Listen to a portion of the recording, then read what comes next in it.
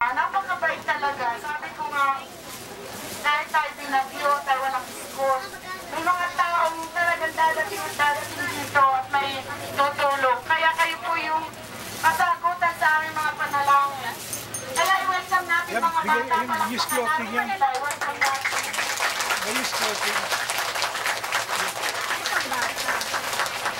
Salamat po rin sa nanguna kay halo-halo na dala ko eh.